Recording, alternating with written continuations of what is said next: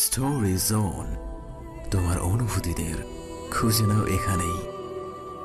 তাথই চেঁচালো, কিন্তু ওইদিকে উবার ভাইয়েরও সবুর আছে। তাথইর চেঁচানি শুনেও বলবে, ওকে ম্যাডাম, গাড়ি পাঠাচ্ছে।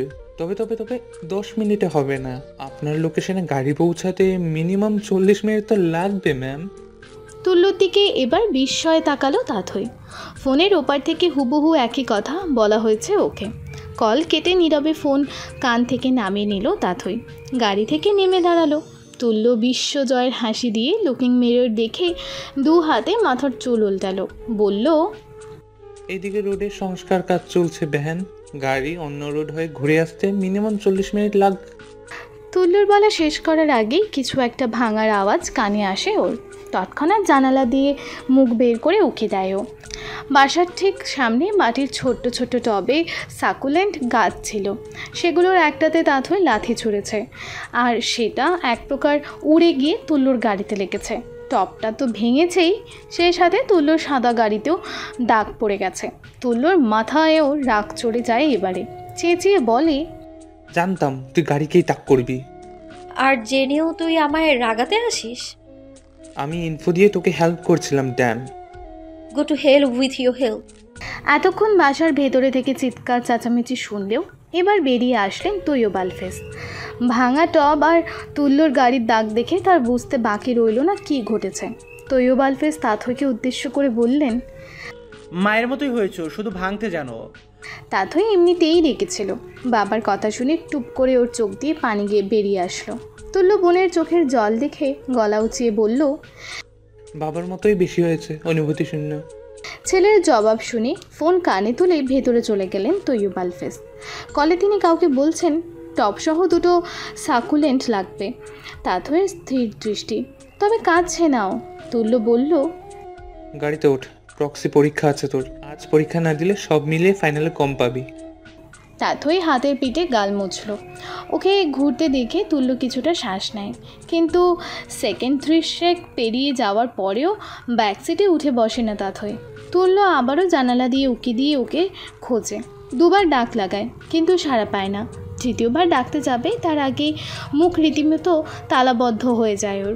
ওকে ওর গাড়িকে অদৃশ্য বুড়ো আঙুল দেখিয়ে পাশ কাটিয়ে চলে গেছে তাথই। ওর কাঁধে ব্যাগ, কানে হেডফোন, হাতে স্টিক আর পায়ে স্কেটিংয়ের জুতো। বাসা থেকে ভার্সিটি আজ স্কেটিং করেই যাবে তাথই। ঘড়ির কাঁটা 12টার ঘরে। বিরক্ত হয়ে হাত ঘড়ি থেকে চোখ তুলল তাজদীপ। সামনে তাকিয়ে দেখলো গাড়ির কোনো রূপ নড়চড় হচ্ছে কিনা। না, নেই। শুধুমাত্র বাস্কেটবল খেলার জন্য ক্যাম্পাসে এসেছেও, অথচ জ্যামেই লোকাল বাসটা আটকা পড়ে গেছে প্রায় 20 মিনিট। শাহবাগ চত্বর থেকে 20 মিনিটে 20 সেন্টিমিটারও হেলেনি বাসটা। গরমে সিদ্ধ হয়ে যাবার উপক্রম সব যাত্রীদের। তাজদীপ বুকের ওপরে আরেকটা বোতাম খুলে শার্টটা ঝাড়া মারল। হাতের দিকে তাকিয়ে দেখে ঘেমে শার্টের হাতাও ভিজে যাচ্ছে ওর। হাল ছাড়ল তাজদীপ। ভাড়া মিটিয়ে নেমে আসলো বাস থেকে। পুরো রাস্তা আটকানো দেখে ঠিক করলো বাকিটুকু হেঁটেই এগোবে ও। মিনিট 15 মতো লাগবে। আর অসহনীয় গরমে জ্যামে বসার চেয়ে হেঁটে এগোনোই শ্রেয়। শার্ট ঝেড়ে আবারও বুকে বাতাস লাগানোর চেষ্টা করলো তাজদীপ। হাতের ওপর পিঠ থুতনিতে দলা মেরে ফুটপাত দিয়ে হাঁটা লাগালো, কিন্তু কয়েক পা এগোতেই পায়ের গতি কমে তাজদীপের। ওর চোখ আটকায় শাহবাগের ফুটপাতে সাজানো ফুলের দোকানগুলোতে। একটা দোকানের সামনে গিয়ে দাঁড়িয়ে যায় ও, পকেটে 2 হাত গুজে দাঁড়িয়ে। পুরো দোকানের সবগুলো ফুলের চোখ বোলায়। ফুলের প্রতি ভালো লাগা থাকলেও এখনও অবধি কেনা হয়নি ওর। মূলত কিনতে ইচ্ছে করেনি, কিন্তু আজ প্রথমবার ওর ফুল কিনতে ইচ্ছে করছে। দোকানের সব ফুল কিনতে ইচ্ছে করছে। আকস্মাৎ ওর মনে হলো একগুচ্ছ লাল গোলাপে প্রেম আঁকায় যেত। এই সাদা গাছরা নীল শাড়ি পরিহিত ব্যক্তিগত অপসরীর খোপায় গুজে দেওয়াই যেত। বেলের মালাগুলো আর চুড়িবিহীন হাতে মোড়ানোই যেত। নিজের অদ্ভুত চিন্তাগুলোতে হেসে ফেলে তাজদীপ। মাথা চুলকে পা বাড়ায় আরও সামনে।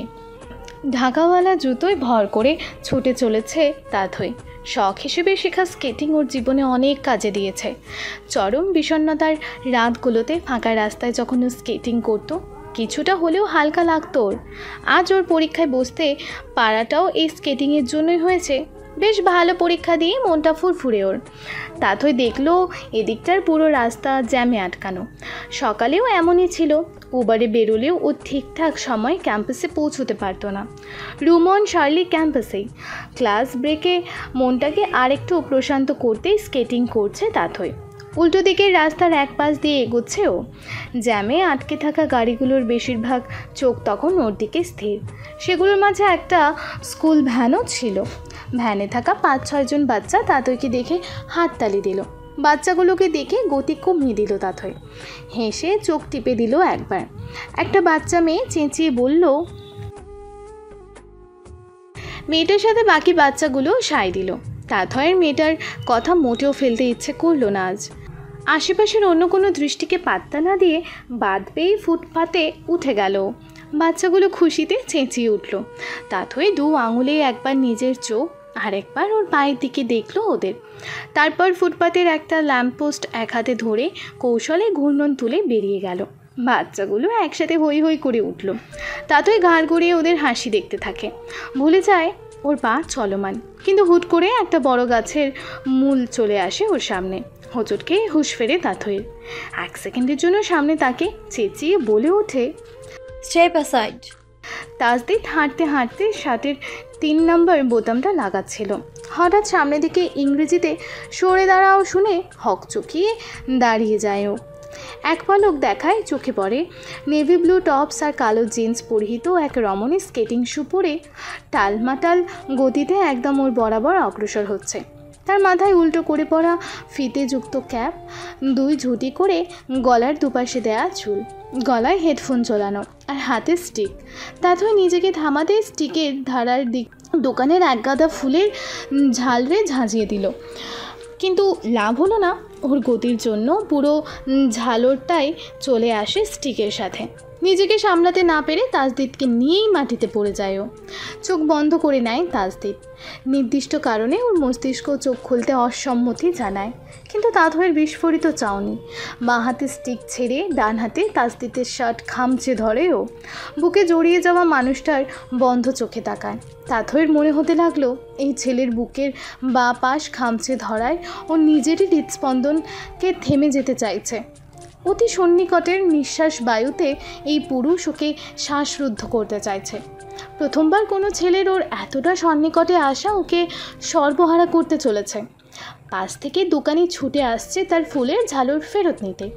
বাকি সবার মতো তার দৃষ্টিতে সেখানে কেবলই আকস্মিকতায় জড়িয়ে যাওয়া তাথই তাজদিদ। কিন্তু সে তো আর জানে না ঝালরের আড়ালে জমা পড়েছে অনেক ভিন্ন আঙ্গিকের গল্প। কমলা গাদার আড়ালে লুকিয়েছে প্রণয়লাজ, পরস্পরকে অনাকাঙ্ক্ষিত স্পর্শ জানিয়ে থমকে যাওয়া 2 ঠোঁট, অভূতপূর্ব শিহরণী ছোঁয়ায় থমকে যাওয়া তাজদিদ তাথইয়ের ঠোঁট। পিঠের ঝালর সরে যাচ্ছে টের পেয়ে তাথই মাথা তুলল কিছুটা। চোখ মেলল তাজদিদ। বুকের ওপর পড়ে থাকা রমণীর চুল কাঁধের দুপাশ দিয়ে সামনে পড়েছে। তার শক্তপোক্ত চাউনি ওর দিকে স্থির। বুকের বাঁ পাশটায় মুখের আঁচড় মেতে মৃদু ব্যথা অনুভব হচ্ছে তাজদিদের। কিচ্ছুটি বলল না ও, কেবল চেয়ে রইল তাথইয়ের দৃষ্টিতে। কিছুক্ষণ আগে যা ঘটেছে তাতে যে কোনো মেয়ের অপ্রস্তুত হয়ে এতক্ষণে ছুটে পালানোর কথা। অথচ তাথই পালানোর তো দূর, উল্টো ওকে চিবিয়ে নেওয়ার মতো করে তাকিয়ে আছে, সেটাও আবার ওরই বুকের ওপর পড়ে থেকে। গায়ের ওপর থেকে ফুলের পুরো পাল্লাটা সরতেই উঠে হাঁটুতে বসলো তাথই। তাজদিদ উঠে দাঁড়ালো। গায়ে যতটুকু ধুলো ফুল লেগেছে ঝেড়ে নিল। খেয়াল করলো তাথই তখনও স্থির হয়েই বসে। ততক্ষণে জ্যাম ছেড়েছে। আশেপাশে সবাই যার যার মতো ব্যস্ত। ওদের দিক খেয়াল নেই কারো। 1 হাঁটু গেড়ে তাথই পাশে বসে গেল তাজদিদ। বলল, কি ম্যাডাম, এভাবেই বসে থাকবেন? Say sorry. শান্তশিষ্ট জবাব দিল তাথই। তাজদিদ হাতের মতো করে মাথা দোলালো। কিছুটা দূরে পড়ে থাকা স্টিকটা তাথইয়ের দিকে বাড়িয়ে দিয়ে বলল, দোষ না করে সরি বলা আমার স্বভাবে নাই। তাথই তীক্ষ্ণ চোখে তাকালো ওর দিকে। কটমটে গলায় বলল, আমি সরে দাঁড়াতে বলেছিলাম। আর বলার পরও ন্যানো সেকেন্ড সময় দাওনি, তার আগেই বলা শেষ না করে তালুর ওপর পিঠে ঠোঁট মুছল তাসদিদ। তাথইয়ের মাথার রক্ত ছুটে যায়। রাগান্বিত মুখটার পরিবর্তে তাসদিদের চোখ গেল ওর হাত ঘড়িতে। টুর্নামেন্টের সময় হয়ে এসেছে দেখে আর সময় নিল না ও। উঠতে যাবে কি মনে করে আরেকবার তাথইয়ের দিকে তাকালো তাসদিদ। ওর চুলে কয়েকটা গাঁদার পাপড়ি লেগে আছে। তাসদিদের মনে পড়ে যায় এর আগেও একবার এই চুলগুলোতে বাগানবিলাস লেগে থাকতে দেখেছিল ও।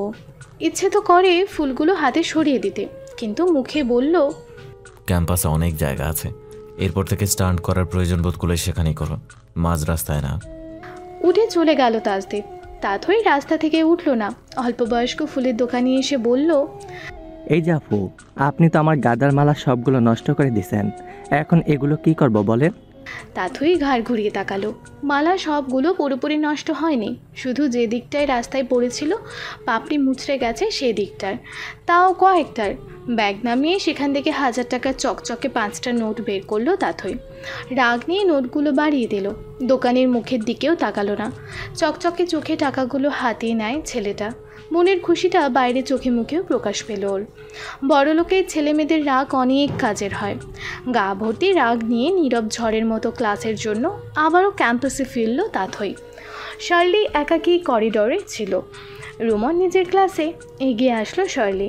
তাথই কাঁধ থেকে ব্যাগ নামালো। শার্লির হাতে বাজিয়ে স্কেটিংয়ের জুতা খুলতে খুলতে বলল, জুতাটা দে তোর। শার্লি জুতা খুলে খালি পায়ে দাঁড়ালো, আর তাথই ওর জুতা নিয়ে সোজা ওয়াশরুমে ঢুকে গেল। পানির কল ঘুরিয়ে আগে চেহারায় দুবার পানির ঝাড়া মারল, তারপর চোখ তুলে তাকালো বেসিনের আয়নায়। ওর চোখের সামনে তৎক্ষণাৎ ফুটে ওঠে কিছুক্ষণ আগের ঘটনাটাই। মাঝ দুপুর, মাঝ রাস্তা, শখানেক লোক, ফুলের ঝালরে আষ্টপৃষ্ঠে জড়িয়ে তাসদিদের বুকে গিয়ে পড়া ও আকস্মিকতায় চোখ বন্ধ করে নেওয়া সেই যুবক, আর তার ঠোঁট ছুঁয়ে নিজেদের নির্লজ্জ প্রমাণ করা ওর ঠোঁট। তাথইয়ের চোয়াল শক্ত হয়ে আসে। পাশের দেয়ালে ঠেকানো স্কেটিংয়ের স্টিকটা হাতে নেয় ও। শরীরের সব রাগ সমুদ সর্বোচ্চ শক্তিতে বাড়ি লাগায় আয়নায়। ভেঙে গুঁড়ো গুঁড়ো হয়ে যায় আয়নাটা। বাইরে থেকে কাঁচ ভাঙা আওয়াজ শুনে আঁতকে ওঠে শার্লি। তৎক্ষণাৎ ভেতরে উকি দেয় ও। তাথইয়ের হাতে স্টিক দেখে ওর বুঝের আর বাকি থাকে না যে ওই বেসিনের সামনের আয়না ভেঙে ফেলেছে। শার্লি আতঙ্কিতভাবে বলল, এটা কি করলি? কেন করলি? তাথই নিচে পড়ে থাকা কাচের টুকরোর দিকে তাকিয়ে আছে। সেখানে নিজের আংশিক অবয়বগুলো দেখে শান্তস্বরে বলল, ইট ওয়াজ অ্যান অ্যাক্সিডেন্টাল কেস। কি? তুই নিজের হাতে ভাঙলি এটা, আর বলছিস অ্যাক্সিডেন্ট? বলার মাঝপথে থেমে যায় শার্লি। ওর হুঁশ হয়। অ্যাক্সিডেন্ট না, অ্যাক্সিডেন্টাল কিস বলেছে তাথই। হাঁ করে তাকিয়ে রইল তাথইয়ের দিকে। তাথই নিজের ঠোঁট ছুঁয়ে দিল। শার্লির কাছ থেকে ব্যাগ নিয়ে ওর জুতাও খুলল। এক হাতে নিজের স্কেটিং শু আর স্টিক নিয়ে খালি পায়ে হাঁটা লাগালো ক্লাসের দিকে। হতবুদ্ধির মতো পা বাড়ালো শার্লিও, কিন্তু করিডোরে আসতেই কারোর সাথে ধাক্কা লাগে ওর। মানুষটাকে না দেখেই ও খিচিয়ে বলল, চোখ কি? আমার চোখ ঠিকই আছে। তুল্যর আওয়াজ শুনে ওকে দেখে তেজি স্বর নিভে যায় শার্লির। তুল্য এক প্রকার ক্লাসের দিকে তাকিয়ে বলল, তোর বান্ধবীর কি হয়েছে? প্রশ্নটা আমার। কি হয়েছে তোর বোনের? সবে ওয়াশরুমের বেসিনের আয়না ভেঙে এসেছে ও। একটু পরেই ম্যাম ওকে ডেকে পাঠাবে, দেখিস। আলো ওদেরকে পাশ কাটিয়ে আসছিল। তুল্য আর শার্লি যে নিয়ম করে ঝগড়া করে এটা ক্লাসের সবাই জানে, নতুন না। কিন্তু শার্লির কথায় পা থেমে যায় ওর। কিছুটা বিচলিত কণ্ঠে বলে, আসার সময় শুনলাম কিছু মেয়ে প্রভোস্ট ম্যামের কেবিনে ওয়াশরুম ভাঙা আয়না নিয়ে বলাবলি করছে। ওটা তাথই ভেঙেছে? নিচু আওয়াজ শুনে ভ্রুকুচকে পাশে তাকালো তুল্য। যেমনটাও ধারণা করেছিল, তাথইকে নিয়ে চিন্তা আর কে করবে, আর এত নিচু স্বরে কেই বা কথা বলবে। এটা আলো। ওর কথার জবাবে শার্লি মাথা ওপর নিচ করে হ্যাঁ বোঝালো। আলো মাথা নাড়াতে নাড়াতে ক্লাসের দিকে পা বাড়ালো। বিড়বিড়িয়ে বলছেও, এ মেয়েকে নিয়ে আর পারি না। সেটাও কানে আসলো তুল্যর। শার্লিও আলোর পেছন পেছন চলে আসতে উদ্যত হয়। আকস্মাৎ ওর হাত ধরে ফেলে তুল্য। ক্ষিপ্ত গলায় বলল, এই তুই কোথায় যাচ্ছিস? তোর সাথে আমার বোঝাপড়া আছে। কিসের বোঝাপড়া? তোর বোঝাপড়া তো রুমনের সাথে থাকার কথা। ওকে ডাকবো? তুল্য আরও শক্তিতে ওর হাত মুঠো করে ধরে। প্রথমে চমকালেও এবার ব্যথাতুর শব্দ করে ওঠে শার্লি। তুল্য ওকে আর একটু কাছে টেনে দাঁড় করিয়ে বলল, খুব তো ছেলেদের মতন সাজার ভাব নিয়ে ঘুরিস, পারিস তো না তুল্যের সাথে। আর তুই থাকতেও তাতই ভাঙচুর করে কেন? বান্ধবীকে সামলাতে পারিস না? তুই পারিস না তোর বোনকে সামলাতে? পাল্টা প্রশ্ন শুনে রাগ হয় তুল্যর। ঝাড়া মেরে শার্লির হাত ছেড়ে দিল ও। তেমনি ঝাঁঝালো গলায় বলল, গায়ের জোরে না পেরে কথার জোরে তো ঠিকই পার পেয়ে যাস মেয়েদের মতন। আমি মেয়ে বলতে গিয়েও বলল না শার্লি। তখনই ক্লাস টিচার পাশ কাটাচ্ছিল ওদের। তুল্য দু দণ্ড শার্লিকে রাগ নিয়ে দেখে ক্লাসে ঢুকে গেল। শার্লি হাত ছাড়ল। তুল্য ওর যে হাত ধরেছিল সে কবজি মুঠো করে নিয়ে বুকে আঁকড়ে ধরল। ভ্রুকুটি করে বিড়বিড়িয়ে বলল, ভাই বোন দুইটাই দেশলাইয়ের ডগা। একটু এদিক থেকে ওদিক হলে ঠাস করে আপন শক্তিতে জ্বলে ওঠে। তাজদের চেঞ্জ করে আয়নার সামনে দাঁড়ালো। একটু পরেই টুর্নামেন্ট শুরু হবে। Semifinal match. ইতিমধ্যে অনার্স দ্বিতীয় বর্ষ কোয়ার্টার জিতে ফাইনালে পৌঁছে গেছে। এই ম্যাচে জিতলে ওদের সাথে মাস্টার্স প্রথম বর্ষ ফাইনাল ম্যাচ খেলবে। বড় আয়নাটায় তাকিয়ে বুকের বা পাশে হাত রাখলো তাজদীপ। সেখানটায় ব্যথা জ্বলছে। জার্সির আড়ালে লালচে দাগ ওর বুকে, আর ওটা তাথইয়ের নখের আঁচড়। রাস্তায় পড়ে থাকার সময়টায় তাথই সর্বশক্তিতে নখ বসিয়েছিল ওর বুকে। শান্ত তাজদিদের পাশে এসে দাঁড়ালো। আয়না দেখে দু হাতে চুল উল্টে দিয়ে দেখে তাজদিদের বুকে হাত দিয়ে দাঁড়ানো। তাজদিদকে ধাক্কা লাগিয়ে বলল, কি রে, ওয়ার্ল্ড কাপ খেলবি নাকি? বুকে হাত দিয়ে জাতীয় সঙ্গীত গাচ্ছিস? হ্যালো ডিয়ার লিসেনার্স, আপনারা শুনছেন স্টোরিজ অন প্রেজেন্স ধারাবাহিক পর্ব গল্প। আমাদের সামগ্রিক প্রচেষ্টাকে উৎসাহিত করতে লাইক এন্ড কমেন্ট করতে ভুলবেন না। Thank you. তাজদিদ শ্বাস ছাড়ল। ছোট্ট করে বলল, আমি আজ না খেলে হয় না শান্ত। কি টুর্নামেন্টের আগে এসব কি বলছিস তুই? চোখ কপালে তুলে বলল শান্ত।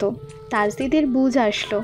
আসলে এই সময় এটা বলা ঠিক হলো না, কিন্তু ওই বা কী করবে? মন মস্তিষ্ক ঠিক নেই ওর।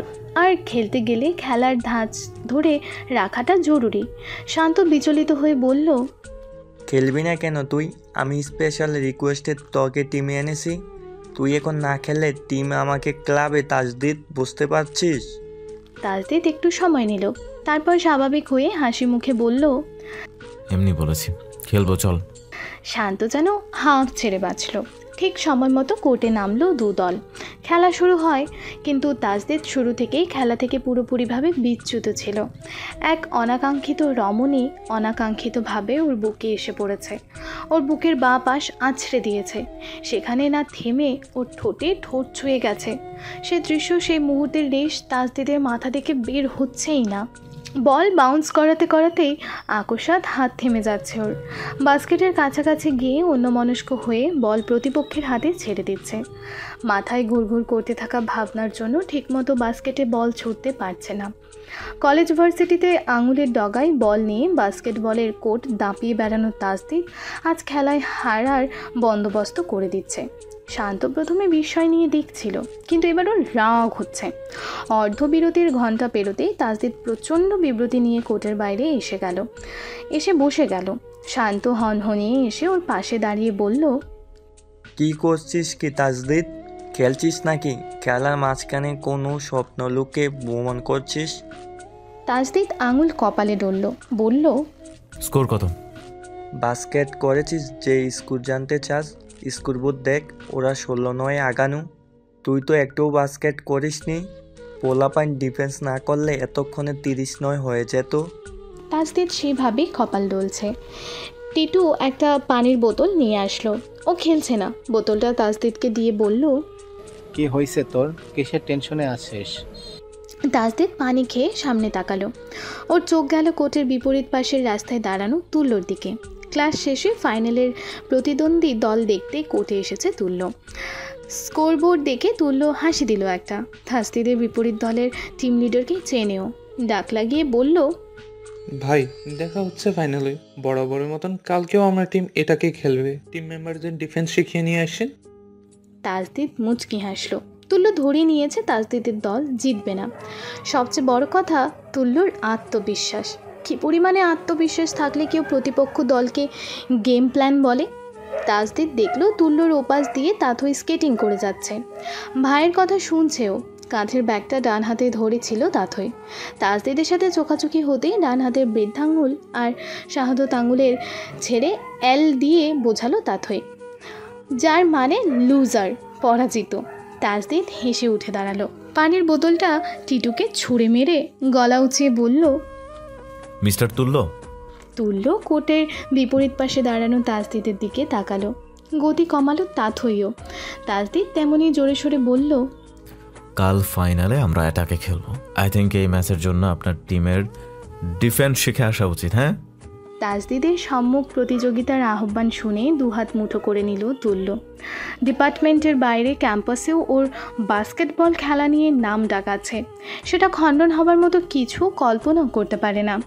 তাথই আর শার্লি তুল্যর কিছুটা পেছনেই ছিল। তাজদিদ মুচকি হেসে বলটা হাতে নিল, শান্ত হাসলো এবারে। তাজদিদের কথা প্রতিক্রিয়ার কারণ না জানলেও ফলাফলটা ওর অনুকূলে, এইটুকু বুঝতে বাকি নেই ওর। দ্বিতীয়ার্ধের খেলা শুরু হয়ে যায় আর তার কয়েক সেকেন্ডের মধ্যেই দর্শকদের মাঝে হই হই রব। অ্যানাউন্স আসে, তাজদিদ ওয়াশিরের প্রথম বাস্কেট। সর্বনিম্ন 7 সেকেন্ডে বাস্কেট করার রেকর্ড করেছে সে। তুল্য নিজের কানকে বিশ্বাস করলো না, কিন্তু চোখে দেখা ম্যাচ অবিশ্বাস করার উপায় ওর নেই। সত্যি কোর্টের মাঝখান থেকে ঝড়ের বেগে বল নিয়ে বাস্কেট করছে তাজদিদ। দূর থেকে তাথই শার্লিকে দেখে রুমনও ছুটতে ছুটতে হাজির, কিন্তু এসেই তাজদিদের নাম শুনে খুশি হয়ে গেল। উকি ঝুঁকি দিয়ে তাজদিদকে খুঁজতে লাগলো। তাজদিদ বাস্কেট করে মৃদু ব্যাগে কোর্টের একপাশে আসলো। তাথইয়ের দিকে তাকিয়ে বাঁ হাতে ওপর পিঠের ঠোঁটটা ডলা দিল ও। একই সাথে শাহাদাত আর মধ্য আঙুলে ভি দেখালো। দুপুরের ঘটনার সাথে লুজার বলার জবাব, দুটো কারণেই তাথইয়ের গা রাগে শিরশির করে ওঠে। তুল্যর অবিশ্বাসী চাহনি আর তাথইয়ের রাগ দুটোকে বল বানিয়ে তাজদিদ যখন খেলায় ব্যস্ত, তাথইয়ের পাশে দাঁড়িয়ে রুমন তখন হাঁ হয়ে ওকে দেখছে আর বলছে, জিতলে আমাকে কিস করবে? ছেলেটা কি ইশারায় আমাকে এমন কিছু মিন করলো শার্লি? তাজদিদ বাস্কেটবল কোর্টের এক কোণে পিছনে হাত রেখে বসে। কোর্টের মাঝে ওদের দল হই হুল্লোড় করছে। আনন্দের মাত্রাটা ওদের একটু বেশি, অবশ্য তার কারণও আছে। প্রথমার্ধের খেলায় যে দল 16-9 ব্যবধানে পিছিয়ে ছিল, সেই দলই দ্বিতীয়ার্ধের পর 21-32 এগিয়ে যাবে তা কারোরই কল্পনায় ছিল না, কিন্তু সেটাই হয়েছে। তাও আবার কার জন্য? যে তাজদিদ প্রথমার্ধে একটা বলও বাস্কেট করেনি, সেই তাজদিদের জন্য। দ্বিতীয়ার্ধে হওয়া 23টা বলের 17টা বাস্কেট তাজদিদ একাই করেছে। ওদের টিমের ক্যাপ্টেন ছিল শান্ত। জয়ের আনন্দে সবাই মিলে কোর্টে নাচানাচি করছে। তাজদিদ নিচে বসে জুতা খুলল, তারপর আশেপাশে তাকিয়ে তাথই তুল্যকে খুঁজল। দুই ভাই বোন পুরোটা খেলা দেখেছে। ওর জয়টা যে ওদের দুজনের কারো হজম হয়নি, সেটা খুব ভালো মতোই জানে তাজদিদ। অগ্নিশর্মা মুখ দুটো দেখার খুব ইচ্ছে করছিল ওর, কিন্তু দু ভাই বোনের একটাও নেই আশেপাশে। হঠাৎই পাশ থেকে আওয়াজ এলো, জিতে তো গেল ভাইয়া, এবার? তাজদিদ ঘাড় ঘুরিয়ে পাশে তাকালো। কমলা রঙের পাঞ্জাবি পরিহিত রুমনকে দেখে কপাল কুঁচকে একটা জোরালো হাসি দিল। বলল, হ্যাঁ, কিছু বলতে চাও তুমি? প্রশ্নটা শুনে রুমনের হাসি সবটুকু গায়েব হয়ে যায়। গলার দুপাশে ঝুলানো খয়েরি সরু চাদরটা টেনে বরাবর করেও। এরই মাঝে টিটু এগিয়ে আসে, রুমনকে দেখে হেসে বলে, কিরে সুন্দরী কমলা, তুই তাথইয়ের বান্ধবী না? তাজদিদ কিছুটা শাসন মিশ্রিত চাউনিতে ওর দিকে তাকালো। টিটু সামলে যায়, গলা ছেড়ে আবারও বলে, কিরে রাজকুমার কমলা লেবু, তুই তাথইয়ের বন্ধু না? হ্যাঁ। জবাব দিয়ে মুখ ভ্যাংচালো রুমন। বুকে হাত গুজে অন্যদিকে তাকালো। টিটু শব্দ করে হেসে দিল ওর ভঙ্গিমা দেখে। তাজদিদ কোনো মতে হাসি আটকে পাশ থেকে পানির বোতল ছুড়ল ওর দিকে, ইশারা করলো কোর্টে যেতে। টিটু হাসতে বোতলটা ক্যাচ করে নিয়ে চলে গেল। তাজদিদ উঠে দাঁড়ালো, রুমনকে বলল, তুমি তাথইয়ার ফ্রেন্ড? তাহলে তো মনে হয় তুমি তুল্যরও ফ্রেন্ড। হুট করেই লাজুক লাজুক ভঙ্গি দেখাতে শুরু করে রুমন। কানের পিঠে চুল গোজার মতো করে বলে, তুল্যবাবু, ফ্রেন্ড আমি। আর তোমার এই দুই ফ্রেন্ড কোথায়? কিছুক্ষণ আগেই তো খেলা দেখছিল। ওরা চলে গেছে। তাজদিদ মৃদু হাসলো, নিচে থাকা ব্যাগটা তুলে কাঁধে নিল, তারপর রুমনের কাঁধে হাত রেখে বলল, ওকে, ভালো থেকো তবে, আমাকে যেতে হবে এখন। রুমন মাথা ওপর নিচ করলো।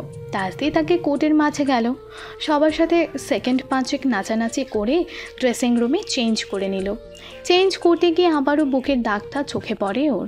তাজদিদ নিঃশব্দে হেসে নিজেই বলল, আমাকে যন্ত্রণা দিয়ে আঘাত করতে আসলে আমি ভালোবেসে আঘাত করতে জানি ম্যাডাম। তোমার দেওয়া আঘাত ক্ষণস্থায়ী, বাট ট্রাস্ট মি, আমার দেওয়া আঘাত হবে এভারলাস্টিং, চিরস্থায়ী। মাগরিবের কিছুটা আগে তাজদিদ বাড়ি পৌঁছালো। ঘরে না ঢুকে বারান্দায় ব্যাগটা রাখলো ও। তামজিদ তখন ওয়াশরুমে উজু করছিল। উজু শেষে বেরিয়ে দেখে তাজদিদ ভেতরে না ঢুকে টি শার্ট গ্রিলে ঝোলাচ্ছে। তামজিদ তোয়ালেতে হাত মুখ মুছতে মুছতে বলল, বাইরে কেন চেঞ্জ করছিস? পুকুরে যাব, আজকে পুকুরে গোসল করব। কি এমন হয়েছে টিউশনিতে যে তোর বাসায় ফিরেই গোসল করতে হবে? তাজদিদ কেবল একটা লুক দিল। তামজিদের আর জবাবের প্রয়োজন হলো না। বিড়বিড়িয়ে আস্তাগফিরুল্লাহ বলে আবারও ওয়াশরুমের দিকে এগোলো অজু করতে। বাজে কজু না ভাঙলেও ওর মনের অজু ভেঙে গেছে। তাজদিদ গলা উঁচিয়ে বলল, মা, বাবার পলিশ করা জুতাটা বের করে রেখো। তামজিদ কুলি করতে করতে টাপের পানি কয়েক ঢোক খেয়ে নিল। আজ আর রক্ষে নেই, পলিশ করা জুতো আজ কপালে নাচছে ওর। তাজদিদ বাড়ির পেছন দিকটাই চলে আসলো। সন্ধ্যের আগের লাল আভায় গোটা পশ্চিম আকাশ ভরে আছে। সিঁড়ি বেয়ে নেমে ঝাঁপ দিল পুকুরের পানিতে। তামজিদ অজু শেষ করে বেরোতেই শোনে বারান্দায় থাকা ব্যাগে তাজদিদের ফোনটা বাজছে। হাত মুখ মুছে ফোনটা বের করেও, কিন্তু নাম্বারটা দেখে খিঁচে চোখ বন্ধ করে নিয়ে বলে, আরে আস্তাগফিরুল্লাহ।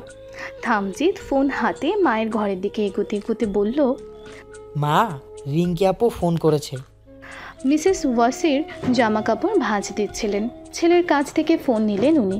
হ্যালো বলার আগেই ওপাশ থেকে রিঙ্কি বলল, আজকে পড়াতে আসবেন না তাসদিদ ভাই? রিঙ্কি, আমি আন্টি বলছি, কেমন আছো? ওহ আন্টি, আসসালামু আলাইকুম, কেমন আছেন? হ্যাঁ মা, আছি ভালোই। তোমার বাসা সব ভালো? জি আন্টি। আন্টি তাসদিদ ভাই? তাসদিদ তো গোসলে সবাই ফিরেছে বাসায়। ও আচ্ছা আন্টি, ভাইকে একটু বলবেন আমি কল করেছিলাম। হ্যাঁ বলবো। আর তোমরা সময় করে এসো প্রীতি কার্নিশ, অনেকদিন আসো না। খাল কেটে কুমির আনা ব্যাপারটা চাক্ষুষ দেখতে পেয়ে তামজিদের মুখ বড় সড়ো হাঁ হয়ে যায়। মাকে থামাতে যাবে, পরপরই ওর পলিশ করা জুতোর কথা মনে পড়ে। আর মাকে বারণ করলো না তামজিদ। বিশ্বজয়ের হাসি দিয়ে টুপিটা নিয়ে রওনা হলো মসজিদের দিকে। মনে মনে বলতে লাগলো, যেহেতু মারের হাত থেকে বেঁচে গেছি, আজকে 2 রাকাত নফল বেশি পড়ব। ওপাশে রিঙ্কিও খুশি হয়ে যায়, উচ্ছল কণ্ঠে বলে, বলেছেন প্রীতি কার্নিশ আসতে। হ্যাঁ, আর বলতে হবে কেন, যখন ইচ্ছে করে চলে আসবে। ঠিক আছে। কল কেটে ফোন কান থেকে নামিয়ে নিল রিঙ্কি। নিচের ঠোঁট কামড়ে ধরে কিছু একটা ভাবলো, পরে গলা উঁচিয়ে ডাক লাগালো মাকে। রিঙ্কির মা তখন ছুটে আসলো। এসে দেখে রিঙ্কি আয়নার সামনে দাঁড়িয়ে চুল ঠিক করছে। লিপস্টিক দেওয়া শেষে মাকে দেখে রিঙ্কি বলল, রেডি হও, প্রীতি কার্নিশ যাব। এখন প্রীতি কার্নিশ কেন? আজকে তো তাসদিদ ভাইয়ের পড়াতে আসার কথা, উনি আসলেন না, তাই আমি দেখা করতে যাব। কিন্তু তোর বাবা তো বাসায় নেই, বাসায় রোজি একা। কইও? ঘুমাচ্ছে।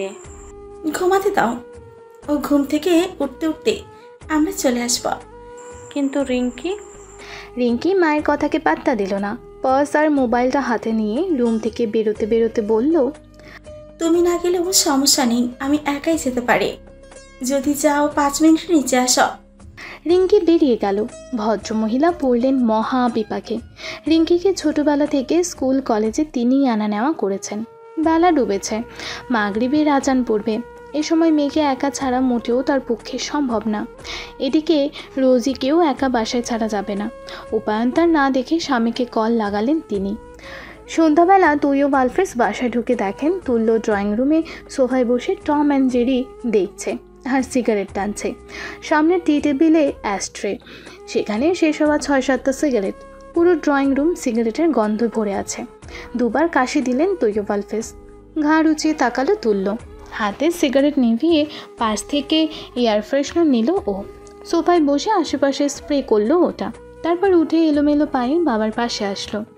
হেলতে দুলতে বাবার আশেপাশেও স্প্রে করলো কয়েকবার, তারপর কয়েক পা পিছিয়ে আটকে ওঠার মতো করে বলল, উপস, তৈয়ব আলফ্রেজের তো সিগারেটের গন্ধ সহ্য হয় না। এবার ঠিক আছে মিস্টার আলফ্রেজ, আর স্মেল পাচ্ছেন সিগারেটের? তৈয়ব আলফেজ জবাব দিলেন না। তুল্যর খোঁচাটা গায়েও লাগালেন না, কেননা দৈনিক তুল্যর সমসংখ্যক সিগারেট তিনি নিজেও শেষ করেন। ভারী গলায় বললেন, তাথই কোথায়? আমার সামনে নাটক করবেন না তো মিস্টার আলফেজ, ফর গড সেক আমার সামনে নাটক করবেন না। মেয়ের খবর নেওয়ার ঢংটা আমার সামনে না দেখালেও চলবে। তাচ্ছিল্য করে বলল তুল্য। আবার গিয়ে বসলো সোফায়। টিভির সাউন্ড বাড়িয়ে দিয়ে স্প্রাইটের কাঁচের বোতলে চুমুক দিল। তৈয়ব আলফেজ পুরো অম্বুনির কাঁপিয়ে হুঙ্কার ছাড়লেন, স্টোরি জোন, তোমার অনুভূতিদের খুঁজে নাও এখানেই।